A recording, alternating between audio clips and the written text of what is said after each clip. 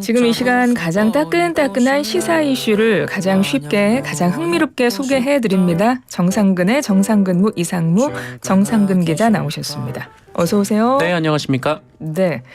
오늘 뭐 그렇게 큰 추위는 없을 거라고는 하는데 네. 그래도 겨울이잖아요. 그렇죠. 아직은. 그런데 지금 팔을 걷어붙이셨어요. 네, 뭐 겨울이긴 하지만 입춘이 지나서. 그것도 그렇고 오늘 아마도 정리해 주실 내용들이 네네. 좀 많아서 그러신 게 아닌가 저는 이런 생각이 들었어요. 뜨거운 뉴스가 많아서요. 네, 주말 사이에 또. 네. 오늘은 일부 시간대니까 사실 우리 정상근 기자님의 에세이드 힌트도 늘 많은 청취자분들이 기다리는 시간이신데 오늘은 1부에 바로 만나기 때문에 네네. 정상근 기자님의 힌트는 듣지 못하지만 워낙 정리할 게 많으니까 바로 시작을 해보도록 하겠습니다. 알겠습니다.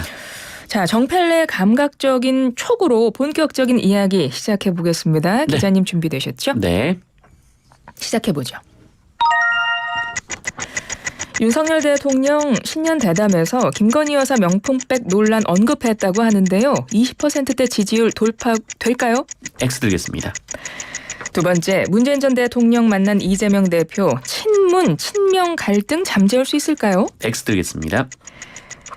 이어서 친문을 겨냥한 자객공천 할까요? 네, X 들겠습니다. 세 번째, 반쪽 창당한 새로운 미래 제3지대 운명은 어떻게 될까요? 점점점으로. 알겠습니다. 자, 네 번째, 국민의힘 공천 접수 마감이 됐습니다. 현역 대대적인 물갈이 예고한 한동훈 표 공천 성공할까요? 네, X 들겠습니다. 다섯 번째, 불출마 선언에도 계속 나오고 있는 유승민 전 의원의 험지 출마론. 유승민 전 의원은 당이 요청하면 출마할까요? 네, X 들겠습니다. 이건 번외입니다. 기적의 4강 올라갔습니다. 우리나라 결승 갈까요? O 들겠습니다. 예, 좋습니다. 오늘은 뭐 X밭 X밭 중에서 네. O가 하나 있습니다. 하나씩 정리를 해볼까요? 윤석열 대통령 어제 대담 녹화를 진행했다고 하더라고요. 네네. KBS에서 녹화 녹화를 진행했습니다. 하고 오는 7일 수요일에 방송 예정이라고 해요. 네. 일단은 명품백 논란에 대해서 언급을 했다고 보도가 전해지더라고요. 네, 그렇게 전해지고 있습니다. 네. 근데 돌파는 안 될 것이다. 네, 뭐 아무래도 국민적 관심사가 굉장히 높은 사안인데 이 KBS가 단독 대담을 하지 않았습니까? 그런데 여기에서 그 질문을 안 했다라고 한다면 KBS 안팎에서 아마 후폭풍이 상당했을 것으로 보여지고요. 할 수밖에 없는 상황이었다고 그렇죠. 봅니다. 뭐 질문이 나왔다면 대답을 했을 텐데 그럼에도 불구하고 이 명품백 논란에 대한 언급에서 이제 그 지지율 돌파 가능성이 있다라는 거에 X를 들었던 이유는 기존의 대통령실 입장과는 뭐 크게 달라지지 않은 정도 수준의 뭐 언급이 나오지 않았을까 뭐 저는 그렇게 생각하기 때문입니다. 근데 왜 생방송이 아니고 녹화 방송으로 결정을 했을까요? 뭐 리스크 관리였던 것 같은데요. 사실 뭐 대통령이 참석하는 기자회견은 우리나라에서는 뭐 솔직히 그동안 뭐 여러 기자회견 뭐 전직 대통령들까지 포함해서 이 국민들이 가려워하는 부분을 잘 긁어주지 못하는 기자회견이었거든요. 뭐 기자 1인당 질문 기회가 한 번밖에 없었기 때문인데 그럼에도 불구하고 그나마 그때 발생할 수 있는 리스크도 좀 최소화해야겠다라는 판단이 대통령실에서 있었던 것 같습니다. 특히 김건희 여사 문제가 기자회견에서 등장할 수밖에 없었을 텐데 이 문제에 대해서 대통령이 상당히 민감하게 반응을 하지 않습니까? 네. 그러니까 한동훈 위원장과의 갈등 논란에서도 그게 드러났던 건데 혹여나 이 생방송되는 기자회견 중에 이 대통령의 좀 민감한 반응이 나올까 좀 우려가 됐던 것도 아닌가 뭐 그런 생각도 듭니다. 대통령 지지율이 지금 한 조사에서 20%대까지 떨어진 걸로 나왔습니다. 윤 대통령 직무수행 긍정평가 29%, 부정평가 63% 갤럽 조사예요. 갤럽이 이동통신 3사 제공 무선전화 가상번호 무작위 추출해서 전화조선 인터뷰 방식으로 진행한 건데요. 중앙선거 여론조사 심의원회 홈페이지에서 내용은 보실 수 있고요. 이렇게 지지율이 좀 떨어지는 이유 뭐라고 보세요? 글쎄요. 뭐 앞서 갤럽 여론조사에서 이 부정평가를 조사를 하면서 이 부정평가를 하는 이유도 뭐 특별히 객관식으로 제시하지 않고 뭐 자유롭게 말씀을 해보시라는 취지로 이렇게 조사를 하고 있거든요. 이 내용을 보면 2위가 뭐 소통 미흡 그리고 3위가 독단적 일방적이었습니다. 그런데 1위가 경제, 민생, 물가였거든요. 그러니까 먹고 살기 힘들어 죽겠는데 싸움만 한다. 네. 이게 부정평가 여론조사의 결과가 아닐까라는 생각이 듭니다. 근데 또 지난 금요일에 나온 이제 갤럽 조사예요. 지금 방금 말씀드렸던 네네. 건. 근데 리얼미터 결과는 조금 다른 결과가 나와서 이것도 좀 여쭤볼게요. 네. 리얼미터가 5일 발표했습니다. 그러니까 오늘이네요. 윤석열 대통령 국정수행 평가 긍정평가가 37.3이 나왔습니다. 부정평가 59.4. 네. 리얼미터가 에너지경제신문 의뢰로 1월 29일부터 2월 2일까지 제가 조사를 한 거고요. 이거는 자동응답 ARS 방식으로 진행이 됐습니다. 역시 네. 중앙선거 여론조사 심의위원회 홈페이지 참조하면 되고요. 긍정평가 37.3%예요. 이 조사는 어떻게 보세요? 그 리얼미터 조사에서 보면은 그러니까 지난주에 조사를 했죠. 지난주 초에는 윤석열 대통령의 지지율이 좀 하락하다가 주 후반부터 조금 상승하는 국면이었다 이렇게 분석이 나왔더라고요. 근데 갤럽 조사 같은 경우에는 주 초반에 조사를 하고 금요일에 발표를 했습니다. 네네. 뭐 그런 영향도 있었던 것 같고요. 뭐 어떤 여론조사에는 뭐 보수 표심이 많이 잡힐 때도 있고 뭐 어떤 여론조사는 또 진보 표심이 많이 잡힐 때도 있고 좀 그러다 보니까 여론조사 뭐 한 건 한 건을 놓고 뭐 어디는 뭐 떨어졌다 어디는 올랐다 좀 이런 비교는 뭐 큰 의미가 없어 보이고요. 다만 이제 하나의 여론조사를 놓고 계속 이제 그래프를 그리는 방식으로 그 추이를 살펴보는 것이 조금 더 정확하게 의미를 파악할 수 있을 것 같습니다. 네. 근데 윤 대통령의 지지율이 좀 박스권에 갇힌 게 아닌가 이런 생각도 좀 들긴 하거든요. 네. 이 돌파구를 어디서 찾아야 될까요? 뭐 먹고 살기 힘든데 뭐 이게 너무 이제 거칠다 좀 이런 평가를 국민들이 내리고 있는 것 같으니까요. 좀 민생 문제 해결을 위해서 뭔가 좀 머리를 맞대는 모습을 보이면 좋지 않을까라는 생각이 좀 느껴지는데 좀 국민들이 느끼기에는 대통령이 좀 좋게 말하면 카리스마 있어 보이긴 하지만 뭐 나쁘게 말하면 지나치게 권위적으로 느껴질 수도 있거든요. 뭐 제1야당 대표를 뭐 범죄자 취급하면서 뭐 아예 만나지도 않는다라든지 뭐 여권에서 이어졌던 뭐 당대표 순환사라든지 또 한동훈 비대위원장의 또 90도 인사 이런 것들이 좀 대통령이 그런 이미지를 좀 강화해 왔는데 이 부분을 좀 돌파구로 삼으면 어떨까 싶습니다만 쉽진 않을 것 같습니다. 네. 그렇군요. 자, 두 번째로 넘어가도록 하겠습니다. 선거제 이야기, 좀 민주당 이야기로 넘어가려고 하는데 일단 네네. 오늘 아침입니다. 이재명 대표가 선거제에 관한 입장을 밝혔습니다. 네. 준연동제 유지한다고 밝혔어요. 그렇습니다. 예, 그 이유 뭐라고 보세요? 뭐 일단 이 친명계를 제외한 대내외적 압박이 좀 상당히 거셌습니다. 뭐 당내 의원들의 반발도 상당했고요. 또 소수 정당들 특히 이제 그 용해인 의원이 소속된 새진보 연합 같은 경우에는 지역구 출마를 고려하겠다 좀 이런 입장도 나왔었거든요. 또 어제 이제 문재인 전 대통령이 이재명 대표에게 제3세력도 힘을 모아야 한다 뭐 이런 말을 했는데 이 과정이 좀 결정적이었지 않나 싶습니다. 그러고 보니 어제 문재인 대통령 만났잖아요. 네. 예, 그 자리에서 이 선거제 얘기가 나왔을 거라고 보시는군요. 뭐 얘기가 나오지 않았을까라는 생각이 드는데요. 뭐 총선을 얼마 남겨두지 않고 뭐 전직 대통령을 만난 상황이고 또 이제 이른바 이제 그 친명계와 친문계의 갈등이 좀 이제 점점 고조되고 있다. 좀 이런 와중에서 만난 상황이어서 이 선거에 대한 얘기는 뭐 나오지 않았을까 싶습니다. 근데 궁금한 게 민주당 내에서도 사실은 의견이 갈렸기 때문에 네. 그렇죠. 뭐 정청래 최고위원 같은 경우는 병립형 회계를 주장하기도 했고, 그러니까 이런 네네. 의견들이 다 정리가 된 걸까요? 쉽지는 않겠죠. 그러니까 민주당 의원들을 보면은 한 6대4 정도로 이 병립형 회기가 조금 더 의견이 높았다라고는 하더라고요. 근데 어쨌든 뭐 이제 그 민주당 외부에서도 좀 반발을 좀 강하게 하고 있다 보니까 이런 결정을 내린 것 같은데 근데 어쨌든 이제 민주당의 결정은 당대표에게 일임하겠다라는 것이었거든요. 그게 또 이제 지도부의 결정이었기 때문에 좀 이게 아쉬움 섞인 얘기들은 있겠지만 뭐 강한 반발은 나오지 않을 것 같습니다. 그러면 이번 총선에서 이제 네. 국민들은 어떻게 됩니까? 선거 어떻게 해야 되는 거예요? 모두 다 이제 위성 정당이 만들어진다고 봐야 되는 겁니까? 그럴 것 같습니다. 이제 국민의힘은 이미 위성정당을 준비하고 있고요.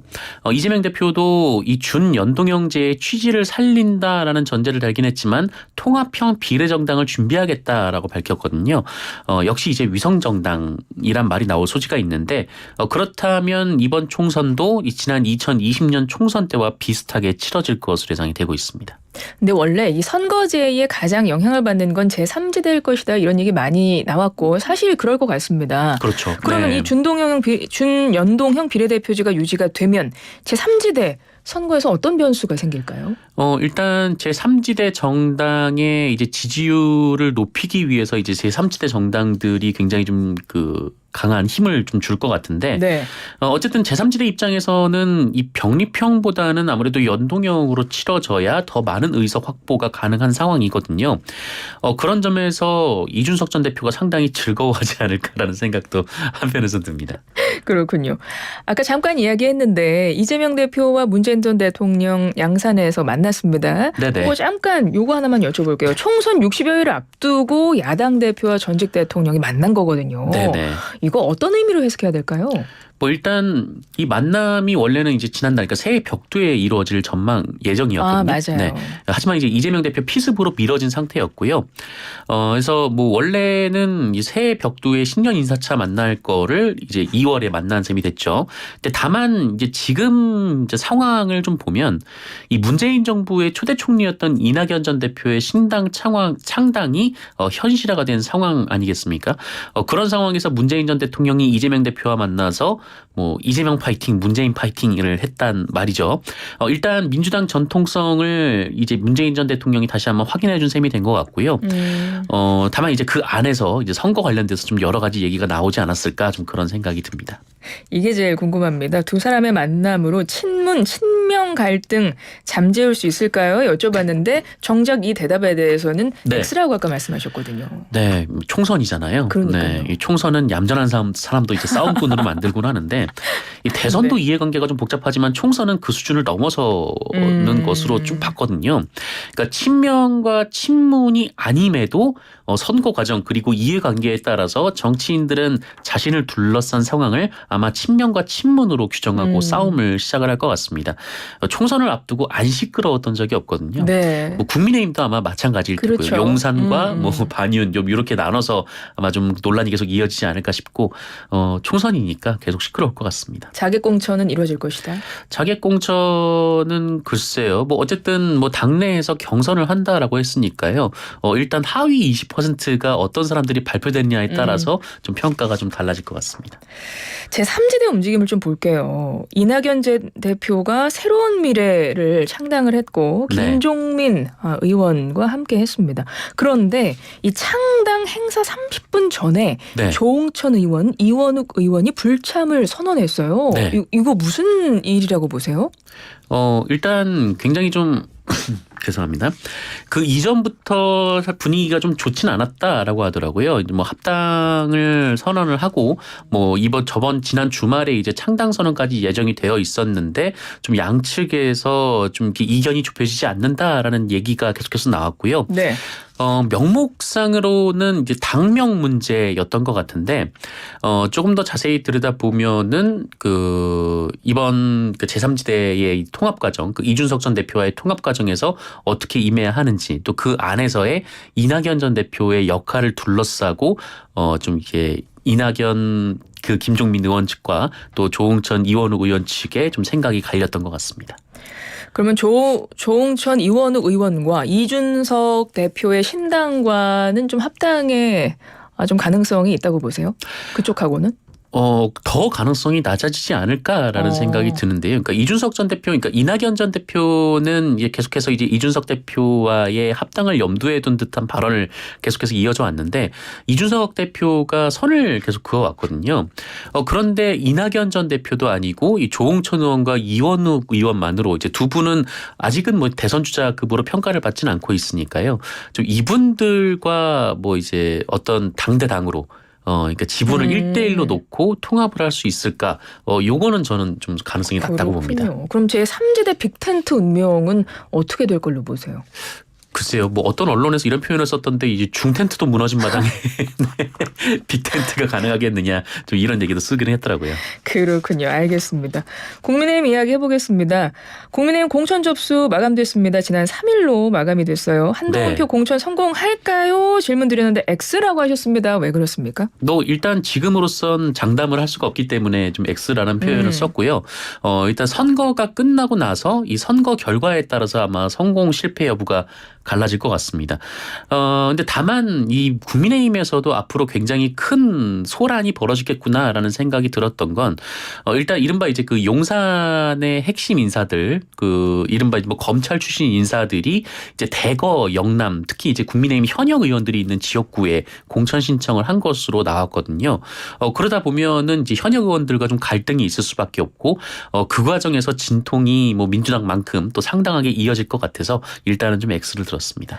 그리고 어제 큰 뉴스 중에 하나가 이거였어요. 국민의힘 김경률 비대위원이 4월 총선에 불출마하겠다. 네네. 그렇죠? 비대위원으로서의 역할에 충실하겠다. 이렇게 SNS에 밝혔거든요. 네네. 그래서 당의 승리를 위해서라고 이유를 들었는데 마음을 바꾼 이유가 뭘까요? 글쎄요, 뭐 여러 언론에서는 아무래도 그 용산과 한동훈 위원장 간의 힘겨루기 위해서 한동훈 위원장이 밀린 거 아니냐 좀 이런 평가를 내리고 있는 것 같은데요. 저는 사실 그러니까 이 마포을 같은 경우에는 민주당 지지세가 굉장히 강한 곳이기 때문에 총선은 출마하되 비대위원회에서 물러나지 않을까라는 생각을 하고 있었거든요. 네, 그런 전망을 하셨던 분들이 많더라고요. 네, 그런데 이제 비대위원이 아니라 비대위원 지금 계속 유지한다라고 얘기를 하셨죠. 대신에 이제 총선에서 출마를 하지 않겠다라고 얘기를 했던 건 이제 국민의힘 내부에서 또 혹은 이제 용산에서 마포을의 당선 가능성을 염두에 뒀던 거 아닌가라는 생각을 좀 하게 됐습니다. 그래서 좀 그런 점들이 좀 영향을 미쳤던 것 같습니다. 그러니까 실제로 이제 김건희 여사의 사과를 요구했던 김경률 비대위원이 국회의원이 될 가능성을 염두에 뒀던 거 아닌가. 네, 그런 생각이 좀 들었습니다. 5번째 질문은 유승민 전 의원 험지 출마론에 대한 질문이었어요. 유승민 네. 전 의원 공천 신청하지 않겠다라고 밝혔는데 네네. 지금 뭐 주변에서 출마 요청하는 요구들이 있는 것 같아서 네. 어떻게 유승민 전 의원에게 한동훈 위원장이 직접 출마를 요청할 가능성이 있을 걸로 보세요? 뭐 그럴 가능성은 있을 것 같습니다. 그러니까 유승민 전 의원이 이 총선에 불출마하겠다가 아니라 공천 신청하지 않겠다라고 얘기를 했거든요. 네네. 그 얘기는 이제 전략 공천이나 아니면 당에서 요구하는 어떤 그 뭐랄까 선거에서의 역할을 그 수행할 가능성을 열어놓았던 거 아니냐 좀 이런 해석들이 나오고 있는데 그런데 그 사실 그 유승민 전 의원 입장에서는 그 윤석열 대통령을 좀 강하게 비판을 해왔었고 그리고 윤석열 대통령의 좀 그립감이 굉장히 좀 강한 이 국민의힘 내부에서 유승민 의원이 그 역할을 할 수가 있을까 좀 여기에는 좀 의문이 있는 상황이어서 그렇게 당내에서 뭐 이렇게 역할을 하기는 쉽지 않을 것 같다 좀 그런 생각이 듭니다. 그래서 아까 유승민 전 의원은 당이 요청하면 출마할까요? 라고 질문 드렸을 때 X라고. 네, 뭐 유승민 의원 본인도 이제 총선이 끝나고 나서 이제 총선 결과에 따라서 본인의 정치적 입지를 다시 한번 생각을 해봐야 되기 때문에 이번 선거에 좀 그렇게 정중앙에서 좀 활동을 하기는 좀 어렵지 않을까 하는 생각이 듭니다. 알겠습니다. 번외 질문 하나 남았는데 아시안컵 요거는 좀 뒤로 미루고 우리 네. 기자님 오셨는데 SAT 또 안 할 수 없잖아요. 안 할 수 없나요? 네. 내고 가겠습니다. 네.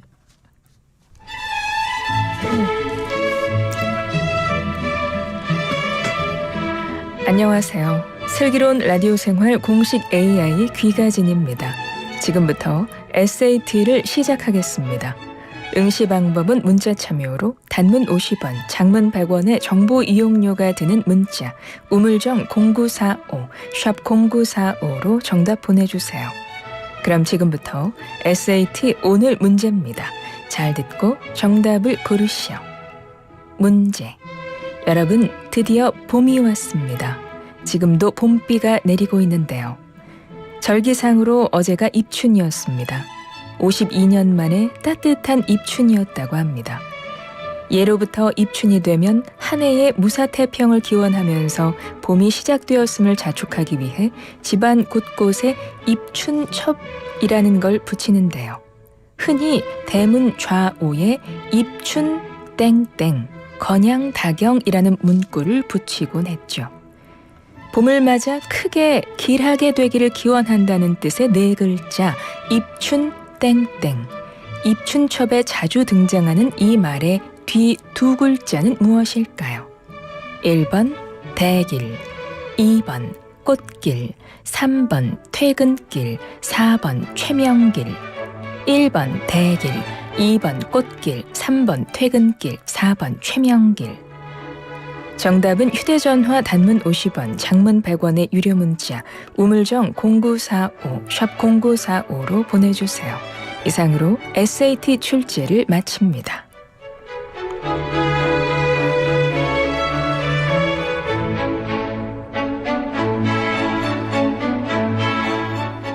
네, 입춘 땡땡, 입춘 이것을 맞춰주시면 됩니다.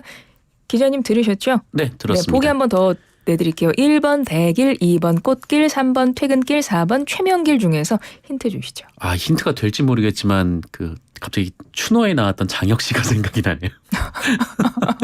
네, 그분의 극중 이름이 이거였는데. 아, 진짜 추노에서? 네, 네. 아, 정말요? 네, 굉장히 좀 재밌게 기억이 봤던 안 나요.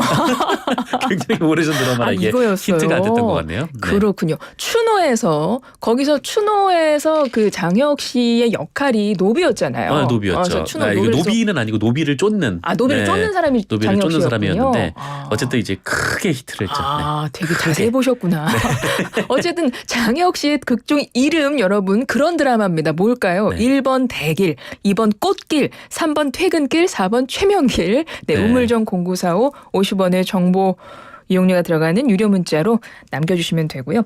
30초 남았습니다. 번외 질문 끝으로 하나 있었죠. 네. 축구 아시안컵 경기 우리나라 결승 간다 못 간다? 갈 것 같아요. 네, 너무 열심히들 뛰더라고요. 너무 잘하지 않았어요? 네, 너무 대단하고, 네, 네. 포기하지 않고, 네. 중요한 건 꺾이지 않는 마음이라고 하지 않았습니까? 네. 그렇습니다. 우리나라가 4강에 온 지 이제 수요일 날 4강인 거고 제가 알기로는 만약에 결승 간다면 2월 11일 날 네, 네, 연휴 맞습니다. 중에 결승입니다. 아, 우리나라 결승 어느 나라 갈까도 너무 궁금해요. 일본이 탈락을 해가지고. 네, 그러니까요. 네, 결승에서 만나면은 이 결승전 상대는 우리보다 하루를 덜 쉬고 경기를 하더라고요. 그렇군요. 네, 그것도 아주 크게 길한. 알겠습니다. 우리나라 우승 간다. 우리 네. 기자님께서 예언해 주셨어요. 여기까지 하겠습니다. 지금까지 정상근 기자의 정상근무 이상무였습니다. 고맙습니다. 고맙습니다.